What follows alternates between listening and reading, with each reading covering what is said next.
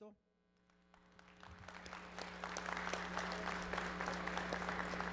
Desde el municipio de Mexicali, en el estado de Baja California, nuestro compañero dirigente Gustavo Flores. Desde el Estado de México nos acompaña nuestra compañera dirigente Celina Trujillo. De aquí de la Alcaldía Benito Juárez nos acompaña nuestra compañera Vanessa Andreu. Desde el Estado de Morelos nos acompaña el compañero doctor Bogart Carreras Bolívar. Desde Ciudad Cerdán, en el Estado de Puebla, nos acompaña el compañero Gerson Mesa García. Y como cada 8 días, nuestro dirigente nacional, el profesor René Bejarano Martínez.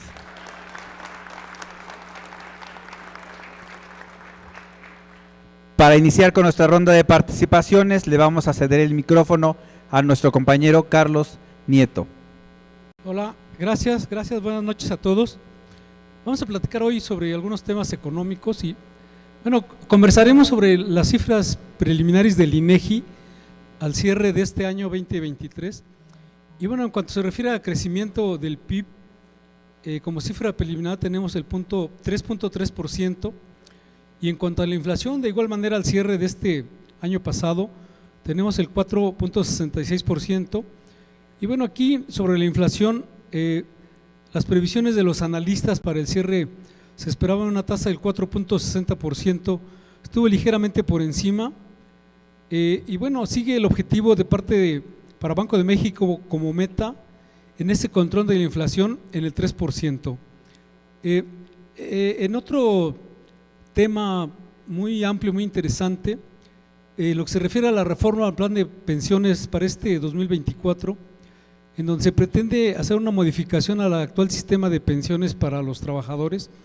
Nuestro presidente Andrés Manuel López Obrador afirmó que el objetivo es modificar y corregir la legislación vigente originada en el sexenio del doctor en Economía y expresidente Ernesto Zedillo en el año 1997. Y bueno, él afirmó que para la tranquilidad de los empresarios y de los trabajadores, el gobierno va a asumir una parte considerable de este desequilibrio que hoy en día está empezando a notarse. Y bueno, la intención real es, a través de esta reforma, que los trabajadores puedan jubilarse con el 100% de su último salario vigente y no que se vea reducido en algunos casos a la mitad este ingreso en su pensión. Evidentemente se hará una revisión integral sobre lo correspondiente a la entrega de las pensiones a jubilados, el manejo de las administradoras de fondos para el retiro o llamadas AFORES, y la rebaja para quienes terminan después de 30 años de trabajo. Y bueno, esta es una de las causas por la cual muchos no quieren llegar a ese punto de jubilarse. Y bueno, después de más de 25 años de las AFORES administrando los ahorros de los trabajadores, estas ya se están encargando de otorgar las primeras pensiones a algunos empleados que cubren los requisitos.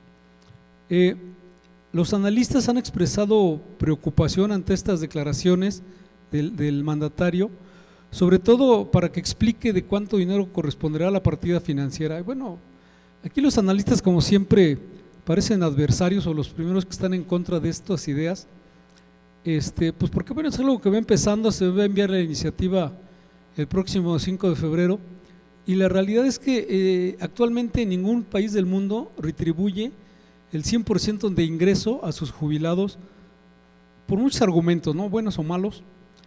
Y bueno, de acuerdo con el panorama de pensiones elaborado por la Organización para la Cooperación y el Desarrollo Económico, OCDE, a finales del 2023, los países con mayores niveles de desarrollo que tienen tasas cercanas al 85% de ingreso para sus jubilados, se puede citar a Bélgica con un poco más del 83%, el 83.8% concretamente, o Luxemburgo con un 72%. Y bueno, esta iniciativa de reforma, como dije hace un rato, será presentada el 5 de febrero. Bueno, esto va iniciando, es una idea importante que tendrá mucha trascendencia y estaremos atentos a los acontecimientos en este terreno. Vamos a hablar hoy de un personaje que a lo mejor su nombre no nos dice mucho. Su nombre es Rufino Vigil González. Este señor es el séptimo hombre más rico en este país, con una riqueza valuada por ahí de 4.400 millones de dólares, de acuerdo con el ranking de millonarios del año 2023 de la revista Forbes. Y bueno, este señor se ha encargado de conservar un perfil bajo en el mundo de los negocios. Este señor es conocido como el rey del acero y bueno, incrementó su fortuna en un 47, poco más del 47% en el año 2022. Y este empresario mexicano es reconocido por hacer negocios en los sectores del acero y la siderurgia a través de su empresa Industria CH, o también conocida como ICH. Es el principal productor de aceros especiales en Norteamérica, con plantas en México, Canadá y Estados Unidos, y un cuarto país donde mantiene el liderazgo es en Brasil. Este señor invierte en la expansión de plantas o minas en Apizaco, Tlaxcala, San Luis Potosí y Monclova, básicamente. Y bueno, la historia de esta industria CH, la historia de esta empresa fue fundada en 1934 y en ese entonces recibía el nombre de Herramientas S.A. y producía herramientas de construcción y agrícolas. En la década de los 60 se expandió y comenzó a manufacturar aceros especiales, fabricar estructuras metálicas, grúas viajeras, pailería y construcción de barcos. En 1991 fue adquirida por Rufino Vigil González, como dije, conocido en este medio como el rey del acero. Y bueno, actualmente estas empresas integran la compañía de Rufino Vigil González y producen, transforman y comercializan aceros especiales básicamente para 4 grandes sectores industriales, bueno, el automotriz, el minero, el energético y de construcción. Y bueno, siguiendo en este mismo punto, en el panorama mundial de la minería, ya hemos hablado aquí de la empresa Peñoles, que es la mayor productora de plata en el mundo y la segunda minera más grande de nuestro país. Su dueño, ya lo habíamos dicho, Alejandro Balleres, pudiéramos llamarlo como el rey de la plata y cuarto hombre más rico en este país.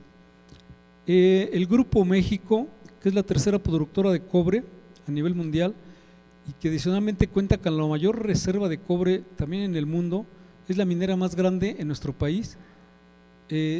Su dueño, el señor Germán Larrea, que es el segundo hombre más rico del país y conocido como el rey del cobre. Este señor que dijimos, Rufino Vigil o Industria CH, es el principal productor de aceros especiales en Norteamérica, igualmente conocido como el rey del acero. Es el séptimo personaje más rico de este país. Y bueno, el señor Carlos Slim también invierte discretamente en una mina conocida o llamada Frisco, que se encuentra dentro de las primeras 5 minas más importantes de nuestro país. Y bueno, si bien es muy importante saber o conocer de la enorme riqueza con la que cuenta nuestro país en este ramo de la minería, solo que bueno, en las manos de estos señores reyes o más bien diré yo, magos para esconder las utilidades, desafortunadamente esta industria no se caracteriza por el pago de impuestos. Es decir, en una nota del Economista del año pasado, de febrero del 23, dice así: del 2016 al 2021 la tasa de impuestos sobre la renta sobre las grandes empresas mineras ha pasado del 6,5% al 8% en promedio, de acuerdo con el listado de tasas efectivas de impuestos sobre la renta para grandes contribuyentes del Servicio de Administración Tributaria, conocido como SAT.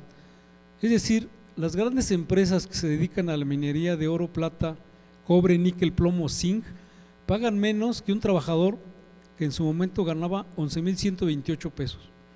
A un empleado con este sueldo mensual, evidentemente, se le cobra una tasa impositiva del 10,88% por concepto de impuestos sobre la renta. Es decir, en este sector los empleados pagan un mayor ICR en comparación con los patrones y dueños o quienes explotan la parte de la mina, las minas.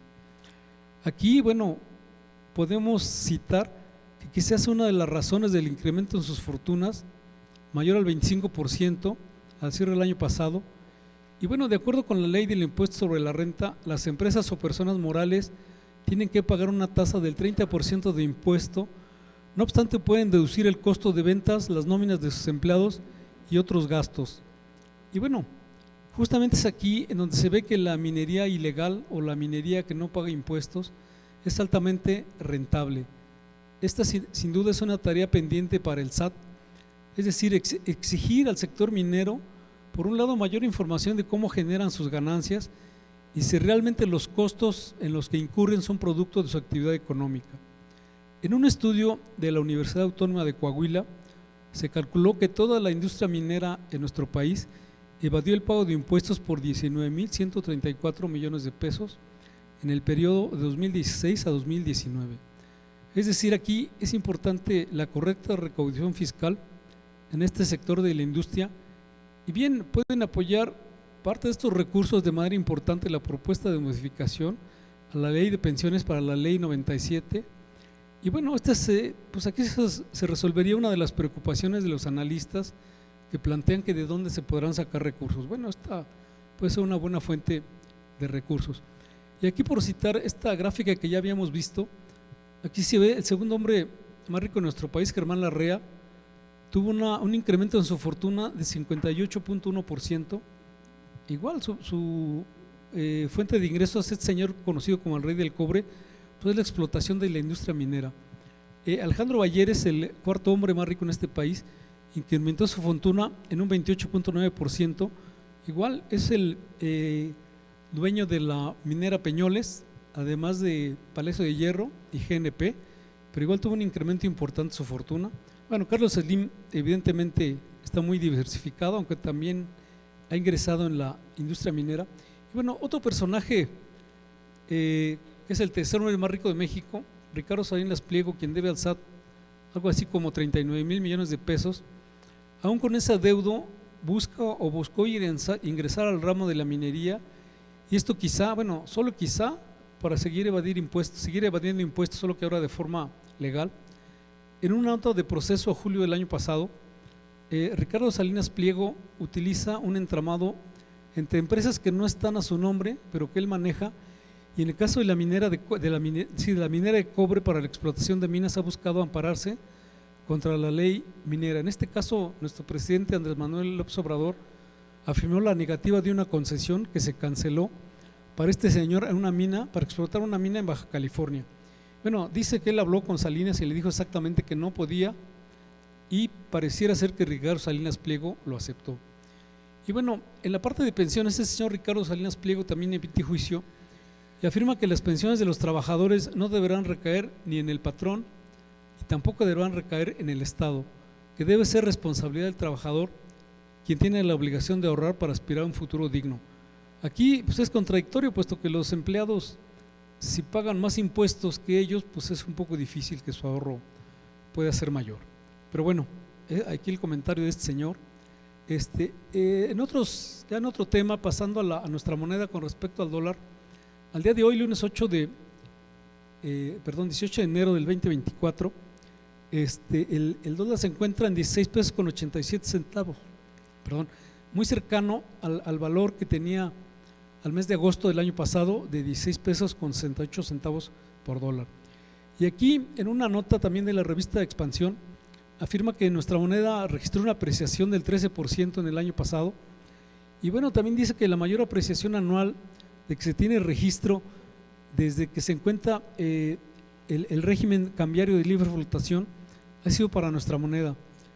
Y se dice que en el año 2023 el peso mexicano fue de las mayores sorpresas para el mercado de dinero internacional, primero porque alcanzó una mínima cotización de 16 pesos con 70 centavos por dólar, que fue su mejor nivel en casi 7 años, y en la última sesión del año anterior cerró por abajo de 17 pesos por dólar, y bueno, ha sido fue la segunda divisa emergente con mejor desempeño frente a la moneda estadounidense. Y bueno, de momento así las cosas, y daremos seguimiento a lo que tengamos que darlo. Muchas gracias.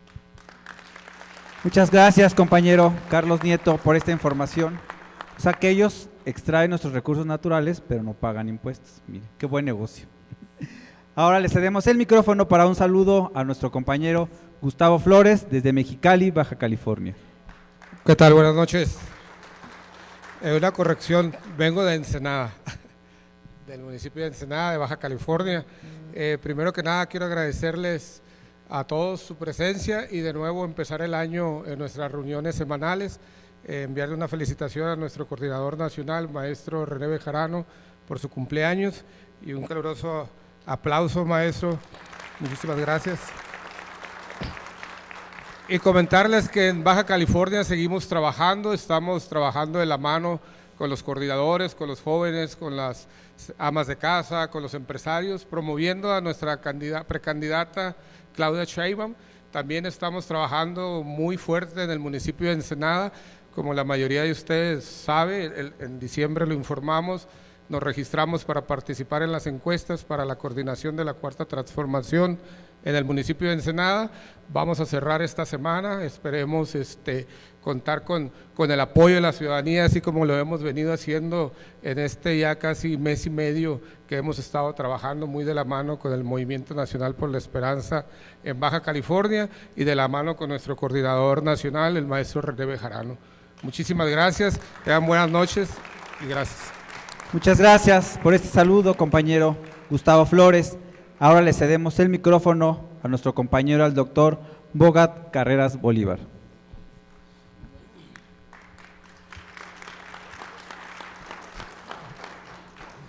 Muchas gracias, muy buenas noches.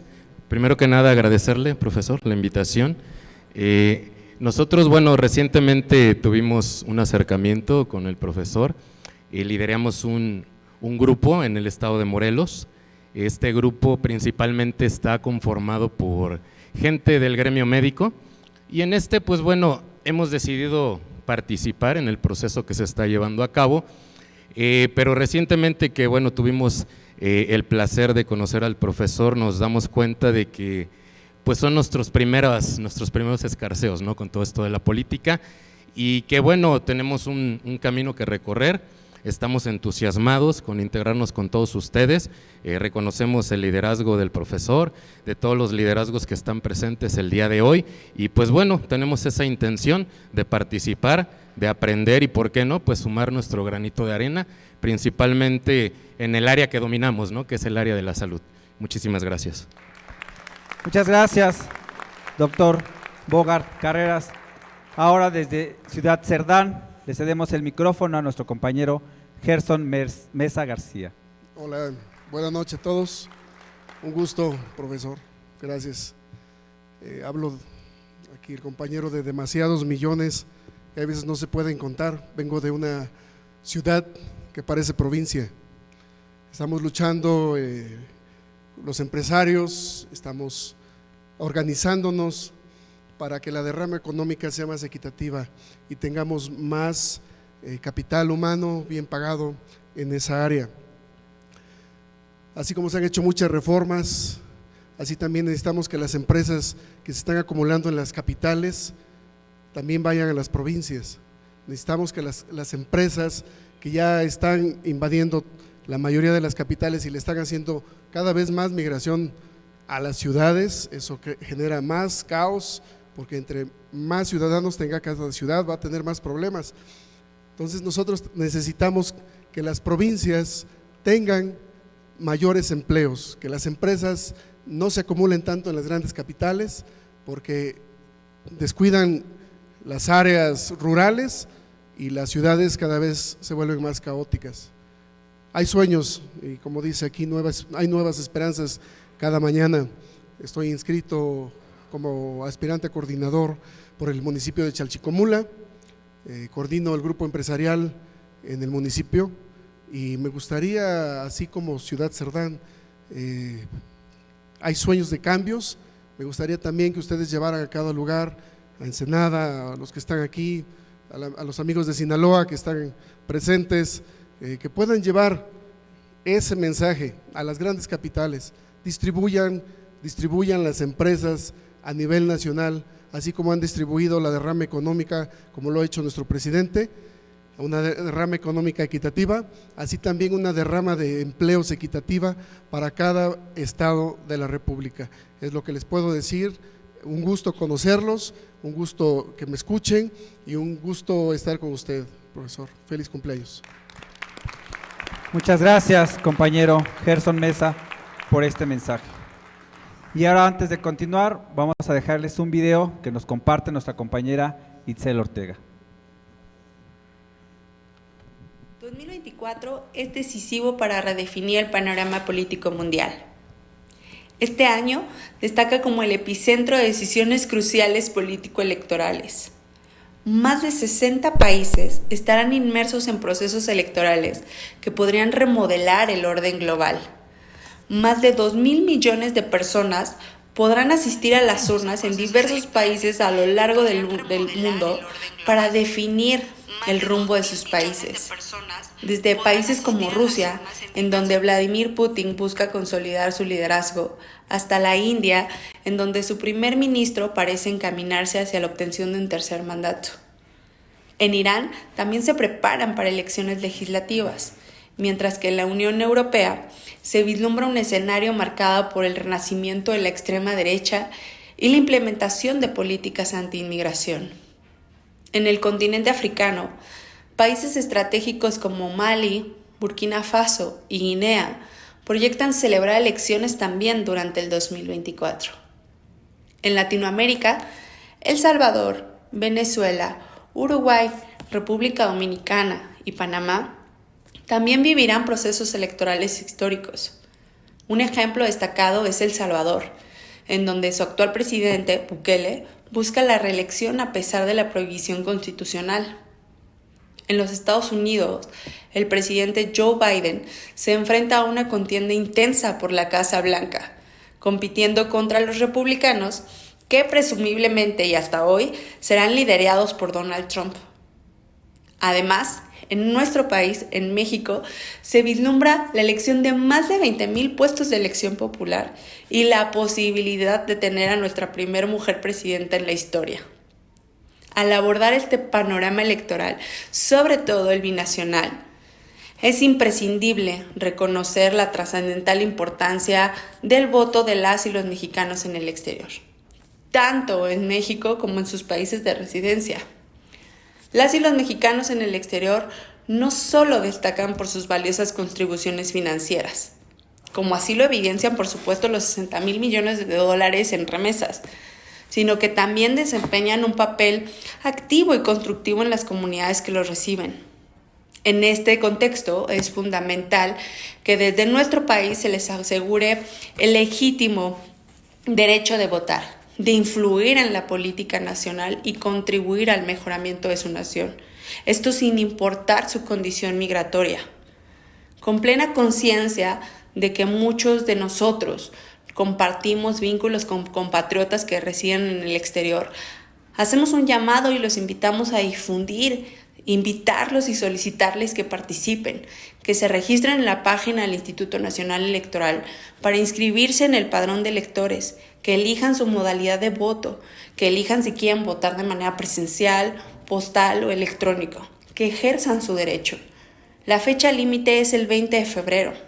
En este contexto, y para concluir mi intervención, estos procesos cambiarán la forma en que se configura el mundo. Es crucial destacar que este cambio no se limita a los países mencionados. Las decisiones que se tomen en estos países van más allá de las fronteras, afectando la política y la economía a nivel global. Cada voto es importante para construir un futuro más justo y equitativo, algo mejor para todos y todas. Por eso este 2024 es tan importante y decisivo. Así que los invito a que estemos pendientes de todos los procesos electorales por venir y sobre todo, como hice hincapié, a que invitemos a nuestros y nuestras conocidas en el exterior, mexicanas, a que voten, a que participen en este proceso electoral tan importante para nuestro país. Linda noche a todos y todas, les mando un fuerte abrazo.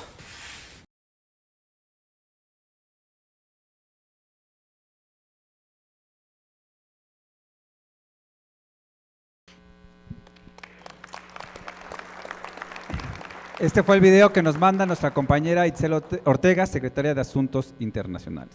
Ahora le cedemos el micrófono a nuestra compañera Celina Trujillo. Muy buenas noches, compañeras, compañeros. Como siempre, un gusto compartir con todos ustedes esta asamblea semanal del Movimiento Nacional por la Esperanza. En cuanto al Estado de México, me voy a permitir compartirles la información. Como es cada 8 días, les comparto lo importante que ha sido el desarrollo de la maestra Delfina como gobernadora del Estado de México y que todos los días asiste a la mesa de la construcción de la paz. Quiero decirles que no es solamente ella quien asiste, simultáneamente en todo el Estado de México se hace esta función de la mesa de la construcción de la paz, porque la intención principal que tiene esta mesa es la seguridad de todos y de todas. Y quiero decirles que ya a 3 meses de que la gobernadora está implementando estrategias de seguridad, pues ha dado resultados. Insisto, la entrega y capacidad de nuestra gobernadora hoy empieza a dar resultados, tal vez son todavía pocos o menores a consecuencia o a dimensión de lo que es el Estado de México, pero ya hay un importante avance. Por ejemplo, el delito de secuestro ha bajado al 48%, los feminicidios al 39%. Cabe destacar que en este rubro, pues el Estado de México estaba muy por encima de todas las entidades del país. El robo al transporte público con violencia ha disminuido al 18%, así como el robo a transportistas con violencia, el 5%, el robo a negocios con violencia al 15%, los homicidios dolosos ha bajado un 6%.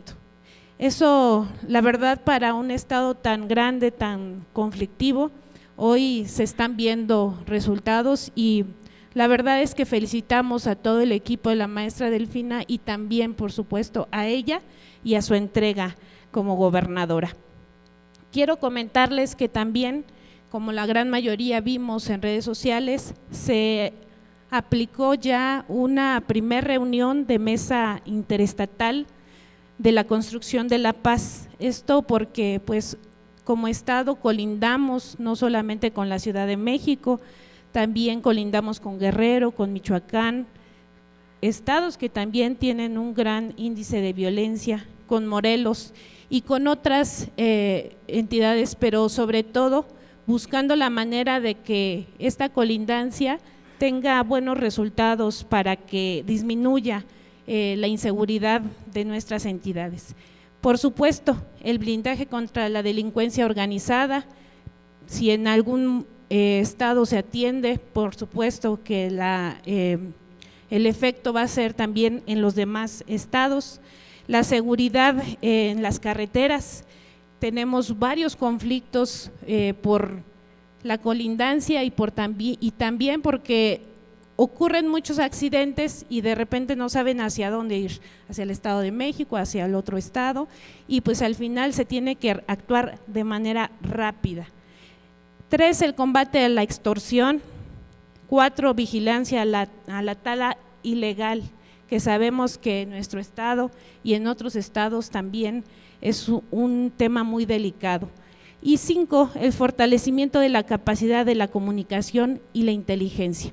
Esto estoy segura que van a tener muy buenos resultados para nuestra zona conurbada del estado con los otros estados de la República que colindan. Y pues ya lo habíamos comentado la semana pasada, para la transformación de nuestro estado, la movilidad de los mexiquenses es urgente y necesaria. Se están aplicando, como se los dije la semana pasada, pues poder hacer que todos en nuestro Estado de México estén bajo la ley y las reglas, así porque en el transporte público es donde se genera mayor número de robos.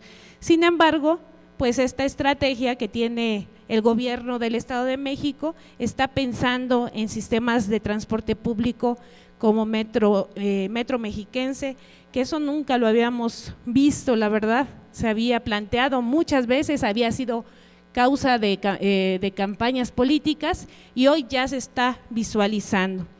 por supuesto, el combate a la corrupción de las grúas y los corralones, que también ya lo habíamos platicado, extender las líneas de Mexicable, ahora se prevé una en Naucalpan, el Mexibus eléctrico, que también va a ser una fuente de transporte masivo, y eso también estaremos muy al pendiente, al igual que en la Ciudad de México, una tarjeta única de pago para todo el tipo de transporte público que va a tener el Estado de México, y así muchos más. Atención a las obras grandes que se están realizando en el Estado de México, como el tren suburbano, y también ya la conclusión del Metrobús Chalco-Santa Marta.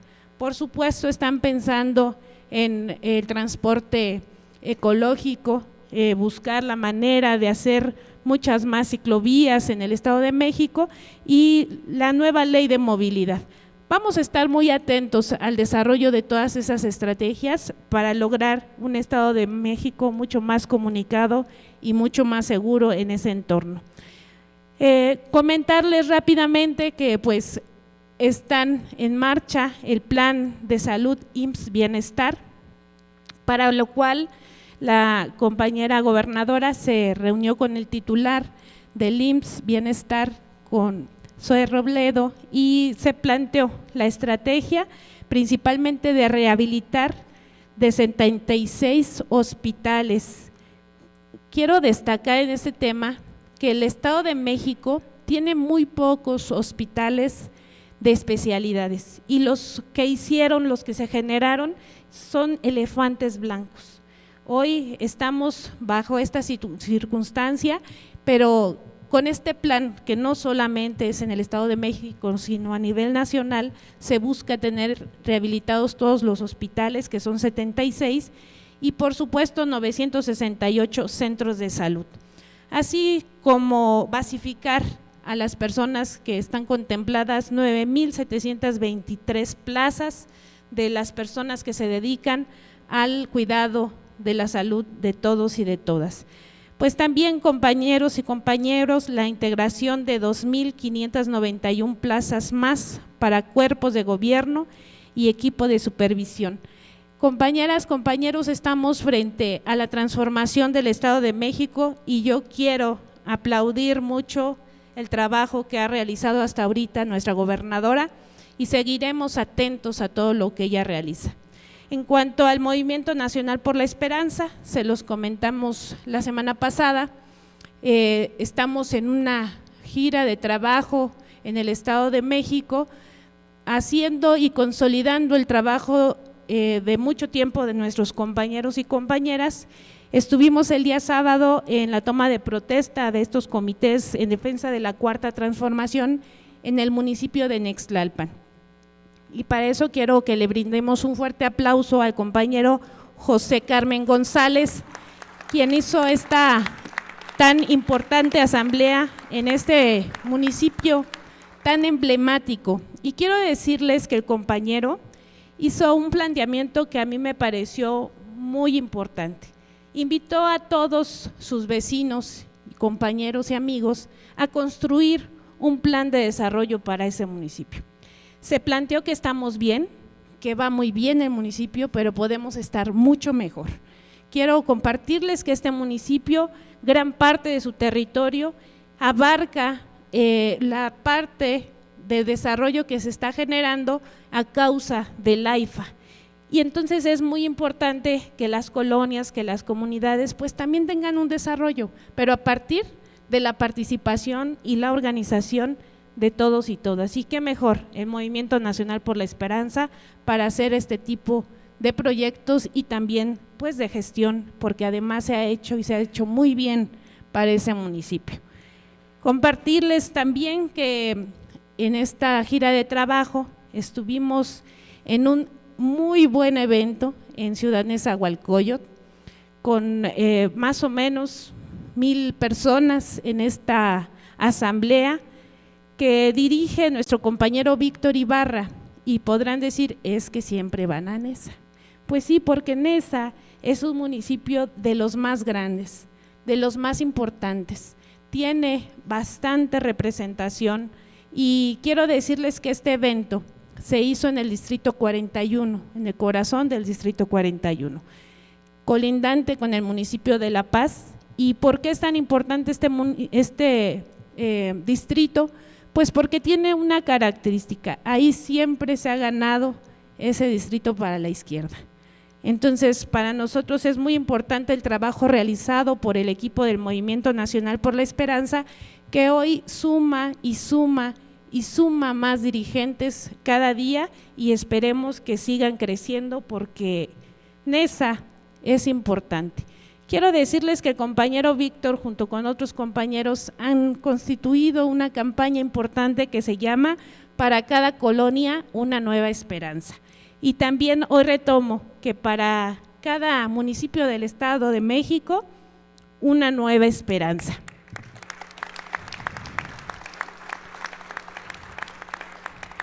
En ese sentido y para concluir mi intervención, invitarlos a que como Estado de México acompañemos al cierre de precampaña de la doctora Claudia este día jueves, porque pues somos los vecinos, somos los más cercanos y tenemos mucho ímpetu y muchas ganas de que la transformación continúe, continúe y continúe. Muchas gracias.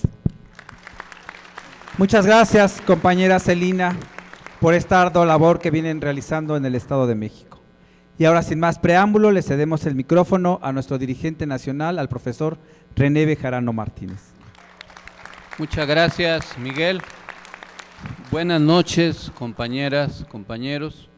Muchas gracias por conectarse a la transmisión de esta Asamblea Semanal Nacional del MNE y también muchas gracias a todas y a todos los compañeros de diversas entidades que están presentes, especialmente de Baja California, del Estado de México, de Puebla, de Morelos, de Sinaloa, de Tlaxcala, desde luego de la Ciudad de México y otras entidades. Muchas gracias por participar. De Yucatán, también allá está la compañera Flor. Muchas gracias por participar. También les quiero agradecer de todo corazón las felicitaciones que recibí a lo largo de la semana con motivo de mi cumpleaños. Vamos por 100, apenas nos faltan más de 30. Les quiero comentar varios temas importantes en la semana. En primer lugar, el presidente López Obrador reiteró que no se borrará el registro de ningún desaparecido. Recordó que la Secretaría de Gobernación realiza una revisión y búsqueda general nacional con apoyo de todo el Gabinete de Seguridad y refrendó que las madres buscadoras y familiares de desaparecidos tienen las puertas abiertas para ser atendidos de manera directa. En otro tema, también el presidente exhibió al expresidente Felipe Calderón por utilizar sus redes sociales para manipular. Calderón publicó información falsa sobre el mantenimiento de la central nuclear de Laguna Verde en Veracruz. Y dijo el presidente de la República, esto tiene que ver con la politiquería, da hasta pena, dijo. Por otro lado, López Obrador calificó el rechazo a la ratificación de Ernestina Godoy como una vil venganza, puesto que el Congreso capitalino rechazó la ratificación como titular de la Fiscalía General de Justicia. Explicó que los diputados de oposición no votaron a favor debido a que ella ha investigado la corrupción inmobiliaria que encabezan panistas en la alcaldía Benito Juárez. Estamos hablando de una mujer honesta, íntegra y con vocación de justicia. Hay que recordar que votaron por Ernestina 41 legisladores de 66. Le faltaron 3 votos para la mayoría calificada de más del 2/3 de todo, lo que quiere decir que sí tuvo un respaldo ampliamente mayoritario, pero no suficiente para cumplir con lo que la ley establece. Sin embargo, pues ya se tendrá que definir conforme a la terna que se envíe para el nuevo nombramiento de fiscal. No va a cambiar, aunque Ernestina no esté, de todos modos va a haber un fiscal, hombre o mujer, vinculado a la 4T y se tendrán que seguir las investigaciones. Es obvio que además del cártel inmobiliario, también lo que la oposición del PRIAN quiere encubrir es el delito de trata de personas que el PRI cometió a través de su presidente Cuauhtémoc Gutiérrez de la Torre, cuando él, utilizando su cargo y recursos públicos recibidos a través de las prerrogativas de ese partido, utilizó su cargo para obtener favores sexuales ofreciendo falsas contrataciones laborales, razón por la cual se encuentra preso, sujeto a un proceso penal. En otro tema, se informó que el Tren Maya trasladó en 18 días a 15.579 pasajeros. Esto ha sido a través de 144 viajes, 4.824 son o han sido pobladores locales, los cuales tienen tarifa especial. La ruta con mayor demanda es Campeche, Cancún, aeropuerto. En otro tema, el titular del Ejecutivo explicó que las dos propuestas de reforma que enviará al Legislativo sobre salarios buscan que el salario mínimo siempre esté por arriba de la inflación y que los jubilados reciban lo mismo que ganaban cuando eran trabajadores en activo. Este tema habrá que retomarlo la próxima sesión, que tiene que ver con las pensiones que los gobiernos neoliberales hicieron, se redujeran significativamente y que terminaran favoreciendo a los bancos más que a los trabajadores, y ahora se pretende revertir esta tendencia. Por otro lado, del 26 de diciembre al 8 de enero, Mexicana de Aviación ha realizado 220 vuelos en los que ha transportado a 7.829 pasajeros, tiene 14.162 reservas para volar del 9 de enero a junio próximo. Las rutas con mayor demanda son Tulum, Tijuana y Mérida. El 82% de los usuarios recomienda volar por esta aerolínea. Esto es importante también destacarlo porque en las redes sociales se ha difundido falsamente que no se estaban subiendo los pasajeros y que los aviones iban vacíos y que nadie contrataba estos servicios, lo cual es evidentemente falso. El gobierno de la Cuarta Transformación heredará al pueblo de México 43 áreas naturales protegidas en 4.4 millones de hectáreas. Del 2018 al 24, el gobierno de México ha declarado 43 áreas naturales protegidas, por lo que se pasó de 182 a 225 en 23 estados del país, con una cobertura total de 93.944.064 hectáreas. Destacan la Sierra de San Miguelito, el lago de Texcoco, Jaguar, Peña Colorado y Lechuguillas. En lo que se refiere a IMSS Bienestar, la aplicación de este programa en 23 estados ha permitido invertir 7.030 millones de pesos en rehabilitación de unidades médicas, lo que ha implicado 14.352 millones de pesos en equipamiento y la basificación de 37.140 profesionales de la salud. En otro tema, el presidente Obrador descartó riesgo interno o factor externo que nos puedan llevar a una crisis. Estimó que el crecimiento económico para 2024 será de 3.5%. Hay que destacar que insólitamente Carlos Slim, uno de los empresarios más acaudalados del país, señaló que es posible que durante la próxima década la economía mexicana crezca hasta en un 6%, lo cual pues es una cifra muy elevada, lo que puede redundar en muchos mejores empleos, más empleos y un nivel de vida mejor para la gente y también en un nivel de desarrollo económico importante.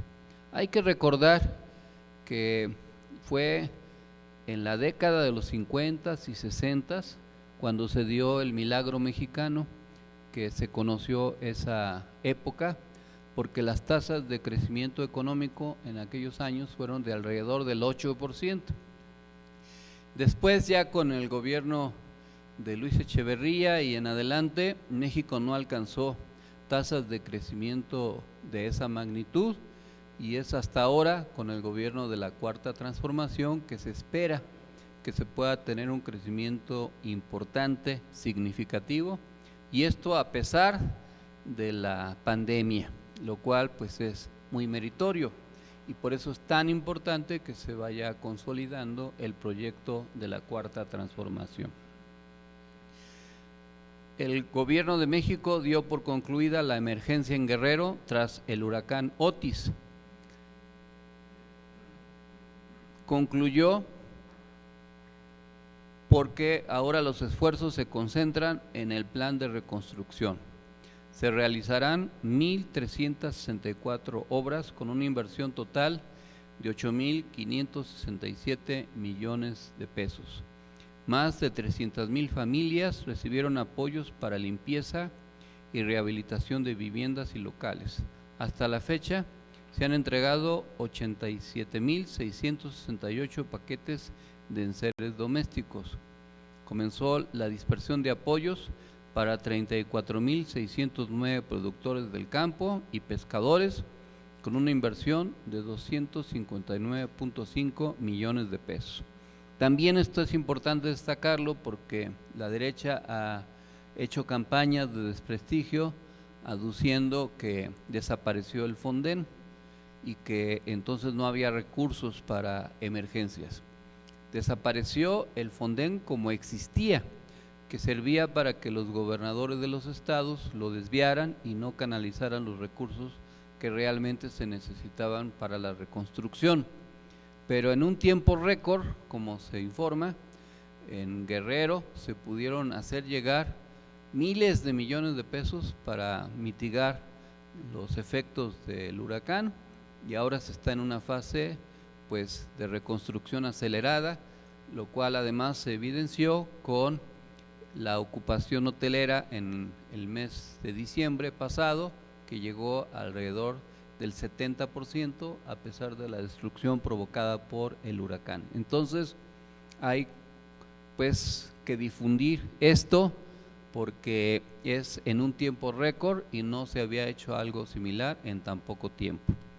Los esfuerzos de las autoridades y empresarios en Acapulco lograron una reactivación económica y turística del 45% de los hoteles, 127. El puerto cerró el año con una ocupación hotelera del 87%, lo que significó la visita de casi 74,000 personas, quienes dejaron una derrama económica de 578 millones de pesos.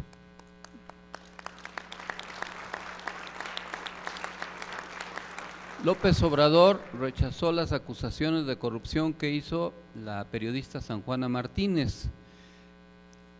Él rechazó y desmintió los señalamientos de la exdirectora de Notimex, quien acusó a la Secretaría de Trabajo y Previsión Social de pedir una parte de las liquidaciones de los trabajadores que se encontraban en activo. El mandatario recordó que los funcionarios se deben apegar a los principios de no mentir, no robar y no traicionar. Hay que lamentar esta división interna entre funcionarios de diverso nivel vinculados a la 4T, porque al final de cuentas pues dañan a todo el proyecto. Hay que señalar que las acusaciones son pues bastante fuertes y que se requiere que haya un esclarecimiento acerca del contenido de las mismas. Y claro está, la derecha pues ha aprovechado este desencuentro entre funcionarios de diverso nivel para descalificar la gestión de la Cuarta Transformación. Es deseable que no haya este tipo de conflictos porque al final de cuentas nos dañan al proyecto en su conjunto. Veremos cómo evoluciona este tema. A 9 meses de concluir su mandato, el titular del Ejecutivo destacó que ha cumplido con 98 de los 100 compromisos que hizo al iniciar su gestión. Además aseguró que ha cumplido con otros que no se plantearon desde un inicio, como el rescate de la grandeza arqueológica de la cultura maya. También el presidente acusó a la Corte de ser mal ejemplo tras negarle a Lenia Batres la reducción del sueldo. Es una cuestión voluntaria. Lenia Batres solicitó para cumplir con la Constitución en el sentido de que nadie pueda ganar más que el Ejecutivo Federal. El presidente López Obrador insistió que los ministros violan el artículo 121 y reiteró que no está bien que den ese mal ejemplo. Es el órgano superior encargado de la aplicación de la Constitución. Al respecto, lo que hizo Lenia pues fue comprometerse a depositar en la tesorería de la Federación el excedente de los recursos que reciba por sus servicios y rechazar el seguro médico de gastos mayores y afiliarse al ISSSTE. Eso pues está bien. El plan de rescate de la Comisión Federal de Electricidad ha logrado revertir las tendencias de desmantelamiento en la comisión gracias a una inversión pública sin precedentes de 9.171 millones de pesos para su mantenimiento y fortalecimiento. Hoy México cuenta con una empresa verdaderamente pública capaz de cumplir su misión histórica de llevar la energía a todo el país al menor costo posible, dijo el director de esta empresa del gobierno, Manuel Bartlett. Con los 35 proyectos desarrollados por la CFE durante la actual administración, su capacidad de producción aumentó a 54%.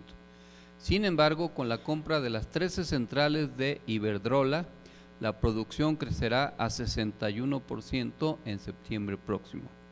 Sin el plan de rescate, la CFE solo hubiera producido el 16% de energía. Las centrales renovables de la CFE la reafirman como la mayor generadora de energía limpia del país.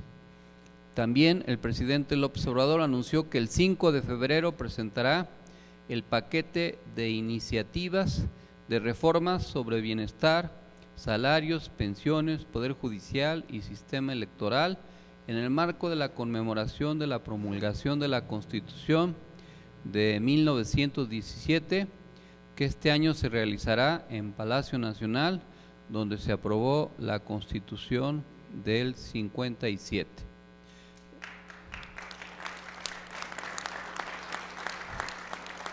En Ecuador, en los últimos días se experimentó una serie de eventos angustiantes que han desencadenado una profunda crisis para el presidente Daniel Noboa, quien asumió el cargo recientemente.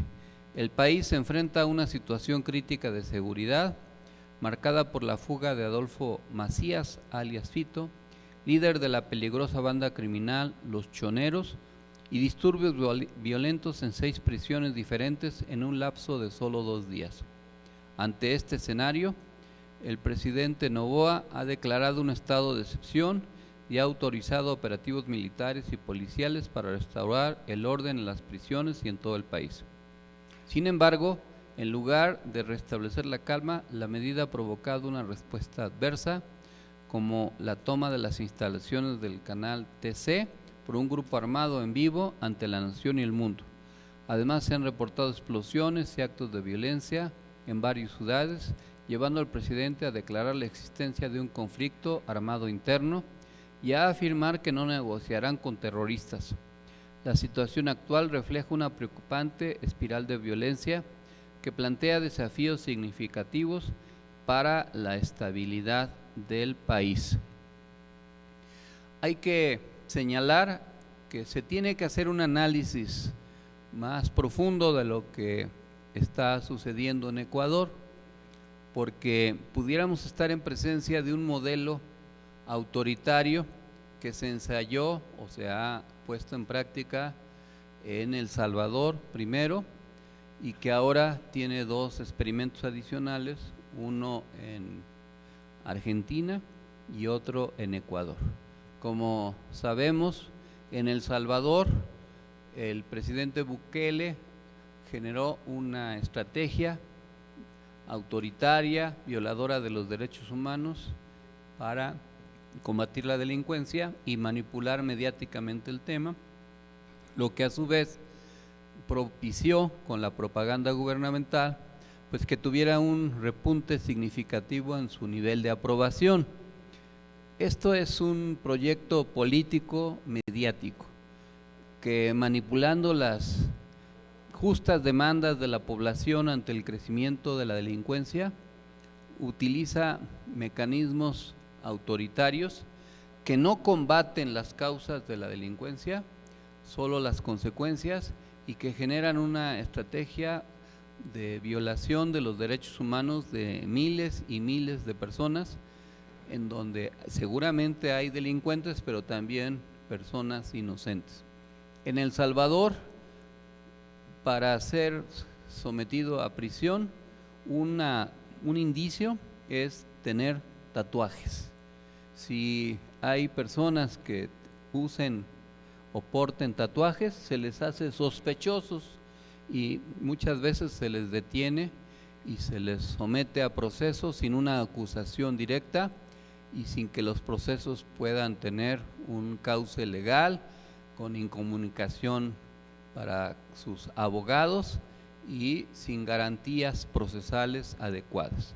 Estamos hablando de decenas de miles de personas y se manipulan las estadísticas para decir que con eso se ha acabado la delincuencia, lo cual no es cierto, y además tampoco se han resuelto los problemas de fondo, entre otros el éxodo de miles y miles de salvadoreños que no encuentran en su país posibilidades de trabajar y obtener un ingreso adecuado. Como sabemos, en Argentina, a raíz del arribo al poder del presidente Milei, se expidieron decretos verdaderamente bárbaros que eliminan los derechos constitucionales y que pretenden anular conquistas laborales, gremiales, sociales e impedir el ejercicio de las libertades democráticas, en una especie de estado de excepción, en donde se busca incluso que el Congreso abdique de sus facultades, que renuncie a sus facultades durante 2 años y prorrogable otros 2 años para que sea el titular del Ejecutivo el que ejerza plena y centralizadamente todo el poder. Ni aún en las épocas de la dictadura militar se habían atrevido a tanto, y hay un discurso autoritario que pretende justificar la medida, como por ejemplo que cuando haya más de 3 personas congregadas se les puedan detener, incluso si hay bloqueos en las calles se les obliga a pagar el costo de la utilización de la fuerza pública para disolver esas manifestaciones. Este modelo no ha prosperado como esperaban, pero la derecha sigue a la ofensiva, está en el poder legislativo y lo quieren imponer. Hasta ahora no ha funcionado adecuadamente porque los indicadores económicos, en lugar de estabilizarse, se han desequilibrado y la inflación ahora en Argentina es superior a la que existía en Venezuela. Pero la derecha guarda silencio, tanto en el continente como en México. ¿Cuántas veces no se dijo que si López Obrador ganaba, nuestro país iba a ser como Venezuela? Y pues eso nunca sucedió, aunque también se exagera lo que sucede en aquel país. Pero ahora Argentina está peor que Venezuela en muchos indicadores y la derecha calla. Y cuando se queja de supuesta dictadura, no se fijan en lo que están haciendo Bukele o Milei en Argentina. El payaso tenebroso hizo un spot en donde señala que el riesgo es la democracia o la dictadura. Y hoy el presidente le contestó que si hubiera dictadura, pues él no podría estar diciendo lo que dice a través de la agencia Latinus, propiedad de los hijos de Roberto Madrazo y que tienen contratado a Loret de Mola. Esta es una situación que hay que analizar y también hay que ver cómo se está llevando a cabo y si no fue un montaje, porque cuando los, entre comillas, terroristas o delincuentes tomaron el canal de televisión, después se rindieron sin más y ya, no hubo más, fue más bien una acción propagandística, no tuvieron demandas, no transmitieron ninguna proclama, solamente llamaron la atención y se esconde pues la complicidad de las autoridades judiciales y carcelarias en la fuga de dos peligrosos jefes del narcotráfico y se omite decir que durante el gobierno de la Revolución Ciudadana que ejerció Rafael Correa nunca se presentaron este tipo de problemas y que la descomposición de la seguridad en el Ecuador empezó con el gobierno del traidor Lenín Moreno, que llegó al poder a través de la Revolución Ciudadana y luego traicionó, y después con el gobierno de Guillermo Lasso, ambos vinculados a los proyectos económicos neoliberales. Se aprovecha esta irrupción violenta para declarar el estado de guerra interna y declarar como terroristas a los delincuentes. Pero, ojo, en Ecuador, a diferencia de México, hay bases militares norteamericanas y cuando se declara como terroristas a los delincuentes, se le da legalidad, entre comillas, a la intervención extranjera, en este caso norteamericana, en Ecuador. Ecuador, cuando tuvo gobiernos de derecha, dolarizó la economía y ahora pues tiene las consecuencias derivadas de las políticas neoliberales.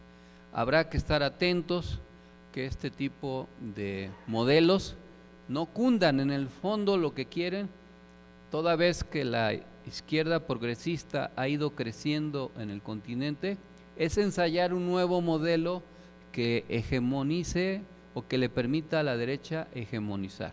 Como les funcionó en El Salvador, están intentándolo en Argentina y probablemente también en Ecuador. Por eso bloquearon la posibilidad de una constitución nueva en Chile y sigue vigente la constitución heredada del gobierno de Pinochet. Ya veremos cómo